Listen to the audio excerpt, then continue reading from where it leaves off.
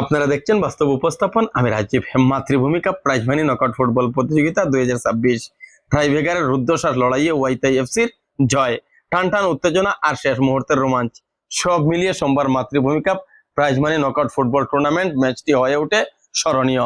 দলাইয়ের ভাম নিত্যানন্দ উচ্চতর মাধ্যমিক বহুমুখী বিদ্যালয়ের খেলার মাঠে হাই ভোল্টেজ লড়াইয়ে YMCA কে টাইব্রেকারে 6-5 গোলে পরাজিত করে পরবর্তী রাউন্ডে টিকিট নিশ্চিত করলো ওয়াইথাই এফসি।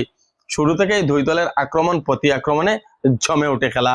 বল দখলে কিছুটা এগিয়ে থাকা YMCA 12 মিনিটে সাইত্রজিতের গোলে লিড নেয়।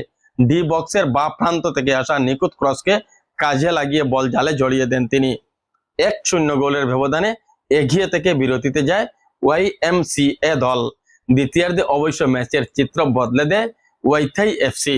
মাঝমাঠের দখল নিয়ে ধারাবাহিক আক্রমণের চাপ বাড়াতে থাকে তারা। 39 মিনিটে সেই আক্রমণের সুফল আসে। দুর্দান্ত ফিনিশিং এ ডেভিড গোল করে ম্যাচ সমতায় ফেরান।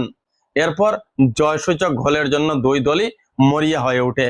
নির্ধারিত সময়ে আর গোল না হওয়ায় ম্যাচের ভাগ্য নির্ধারণ হয় টাইব্রেকারে। সেখানেও চলে স্নায়ুর লড়াই।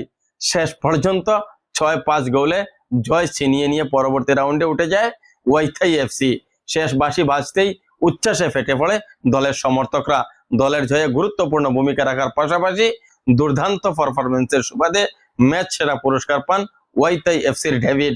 আমন্ত্রিত অতিথি বীরেন্দ্র সিংহ তার হাতে ম্যাচ সেরার পুরস্কার তুলে দেন। ম্যাচটি পরিচালনা করেন ইজাজ আহমেদ লস্কর, রাজীব আহমেদ লস্কর, জাফর বড়বুইয়া ও ক্রিশ্চিয়ানা মার।